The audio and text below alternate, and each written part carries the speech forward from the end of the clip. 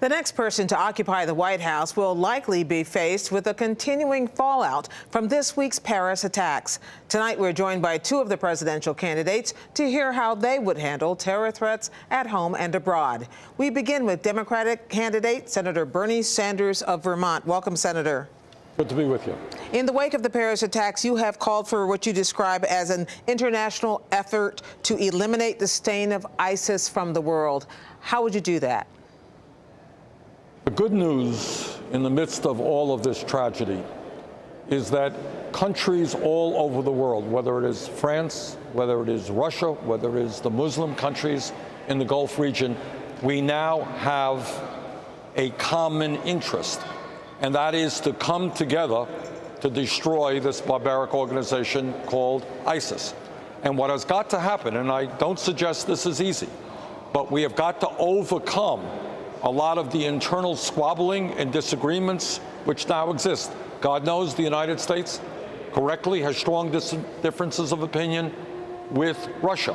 Iran and Saudi Arabia have very, very strong differences of opinion. But what leadership is about now is bringing together all of these countries, including the countries in the Gulf region who have the most to lose, and to say, you know what, we're going to work on a coordinated military strategy and a political strategy to destroy ISIS. That's what I've been saying for a long time, and I believe it is even truer today. In your opinion, has the Obama administration done enough to create a workable strategy? This is tough stuff, and I know it's very easy to criticize the president. But I think he has tried as hard as he can. I think John Kerry has been very effective in trying to bring these countries together. To get Saudi Arabia and Iran to sit down in a room, that is no small thing. To get Turkey and the Kurds to begin working together, no small thing. But that is what has to happen. So I think we've got to do more. I think the Obama administration has made a very good step forward, but we have got to do more. I think we're seeing some results in the G20 conferences that are taking place and have taken place. But the bottom line is we have got to be in this together. Russia lost over 200 people in a flight. God knows. We saw what happened in Paris. We know what's happened in the UK. We are in this together, and when we work together, not the slightest doubt in my mind that ISIS will be destroyed. The other thing that has happened since the Paris attacks is what appears to be a pretty strong, in this country especially, anti-refugee backlash. Many governors saying, no, not in my state.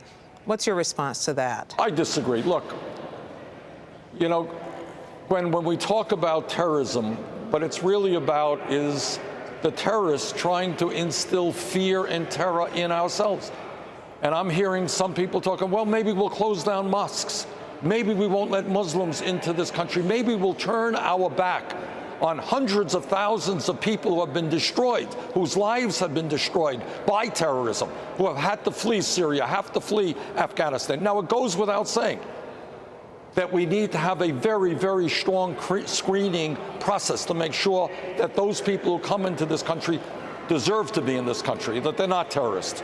I think that we can do that. And I'll tell you something else, that if we turn our backs on those people, you know, I think in almost in a way, we will be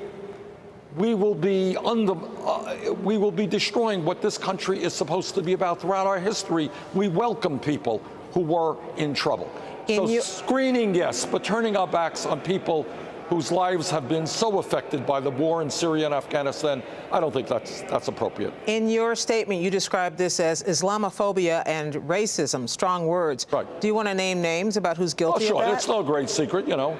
A few months ago, Donald Trump said about people from Mexico that they are criminals and they're rapists. Well, that's, you know. And now we're talking Trump and others, you know, are talking about, well, maybe we'll close down mosques. You know, last I heard, we had a constitution in this country which gave all of our people the right of religious freedom, you know? And then I'm hearing other people saying, well, you know, we may have to undermine the Constitution in terms of civil liberties. When we do all of those things, then, in fact, the terrorists win without having to explode a bomb in America. We're undermining what we stand for as a country. I understand that people are frightened. What we saw in Paris was disgusting, was horrible, was barbaric. But we are a strong enough nation to say we're not going to lose who we are as a people, that we're going to protect our Constitution, we're going to protect religious freedom, and we're not going to turn our backs on women and children who have been thrown out of their own countries with the shirts on their backs. Yeah, we're going to open our doors, but we are going to screen. That's my view. Just today, the Speaker of the House, Paul Ryan, Jeb Bush, and even Chuck Schumer have all said that perhaps we should consider a pause in accepting refugees into this country. Well, I think we have to have a very, very effective screening mechanism, and I don't know what people mean by a pause. If a pause means that we want to take a look at how we are doing screening to make sure that we're doing it effectively, that's one thing. But if a pause really is a subtext of saying, well, we're going to turn our backs on refugees who are in desperate need of help. And by the way, when I talk about the refugee crisis, it's not just the United States. It has got to be Europe. It has got to be Saudi Arabia and countries in the Gulf region. It has to be the entire world coming together and saying hundreds and hundreds and hundreds of thousands of men, women, and children, many children, need help. And finally, I have to ask you, today, Hillary Clinton received the endorsement of the Service Employees Union, 2 million strong.